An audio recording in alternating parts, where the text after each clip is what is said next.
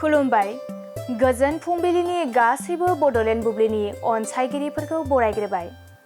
दिनै 24 एप्रिल बुधबारनि फानजामुथिखौ फरायथिनो लादों आं उदांस्रि मोसाहारिया।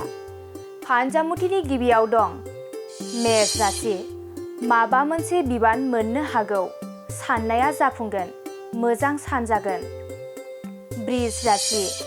जेबो मावनो दांनो गोसो जानाय नङा, ओरैनो जिरायना थानो गोसो जागोन। मिथुन राशि। नखराव नांलाय खमलाय सोमजिनो हागौ, नोंथाङा दिनै दोहोरोम गैयि जागोन, गाज्रि सान। कर्कट राशि। माबा मोनसे गोरोन्थि हाबा मावफ्लांनानै गोबां गिखांबाय थानो हागौ, गोसोखौ उसुखुथु मोनबाय थागोन। सिंह राशि। नखरनि जेंनाया जोबस्रांनो हागौ, फंबायनि सुखुआ फैगोन, सुखु गोजोनैनो समा बारलांगोन।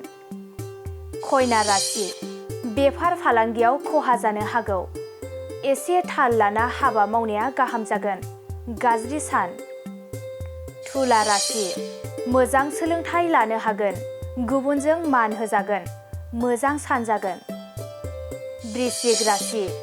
दाय मावना गिदिर साजा मोननो हागौ, बरादा जोबोरैनो गाज्रि जागोन।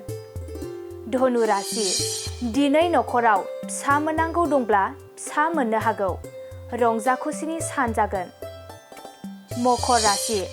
गोजौ फारसे जौगानो हागोन, गुबुनखौ गियान होनो हागोन, मोजां सान जागोन। कुम्भ राशि। गुबुनजों थगायजानो हागौ, सांग्रां जाना थानाया मोजां, गाज्रि सान जागोन। मीन राशि। माबा मोनसे मावनो थांखि लानायाव जेननांनो हागौ, गाज्रि सान जागोन। दिनै सानसेनि राशि फरायथिनायाबो एसेनोसै।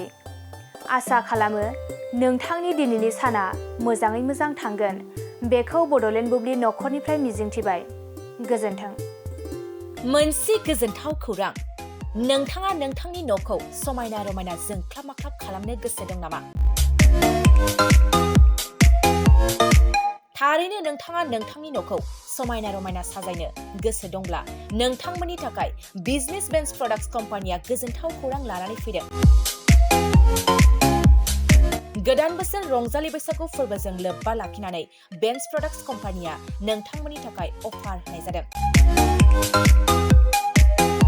चिरां जिल्ला बेंटल गेट 27 राजा लामानि एबा सिबिथाय लामानि साखाथियाव नोंथांनि न'खौ समायना रमायना खालामनो गोसो जानाय रायजो राजाफोरनि थाखाय बिजनेस बेन्स प्रडाक्ट्सआ लानानै फैदों गोजोनथाव खौरां। पलिग्रेनाइट, WPC एबा PVC, wooden flooring, wallpaper, steel roofing, soffit ceiling बायदि गाबनि न' साजायग्रा खम बेसेनावनो नोंथांमोना बायनानै लांफैनो हागोन। बेनि अनगायैबो नोंथाङा गोबां बाथ्रा मिथिनो थाखाय नैबे 8474015053 जानबुं नम्बरनि गेजेरजों नोंथाङा फन खालामनानै मिथिनो हागोन।